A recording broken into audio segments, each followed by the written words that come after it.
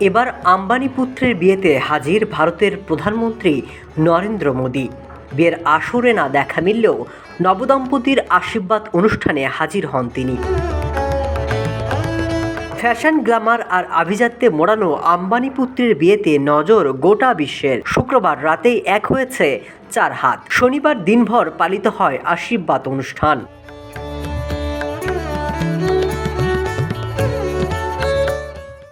বিয়ের আসরে দেখা মিলেছে রাজনীতি দুনিয়ার রথী মহারথীদের। তবে এবার ভারতের প্রধানমন্ত্রী নরেন্দ্র মোদীর উপস্থিতিতে অনন্ত রাধিকার গ্র্যান্ড ওয়েডিংয়ের 16 কলা পূর্ণ হল।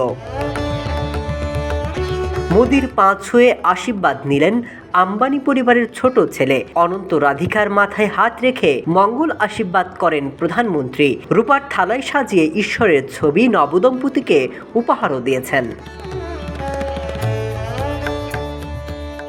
মুম্বাইয়ের জিও ওয়ার্ল্ড কনভেনশন সেন্টারে এই আশীর্বাদ অনুষ্ঠানের আয়োজন করা হয়। এদিন অনুষ্ঠানে উপস্থিত ছিলেন বলিউডের প্রথম সারির তারকারা শাহরুখ খান, গৌরি খান, সলমান খান, আলিয়া ভাট থেকে মহেন্দ্র সিং ধোনি। এদিনও বসে চাঁদের হাট। আর আজ রিসেপশন দিয়ে শেষ হলো অনন্ত রাধিকার বিয়ের আয়োজন।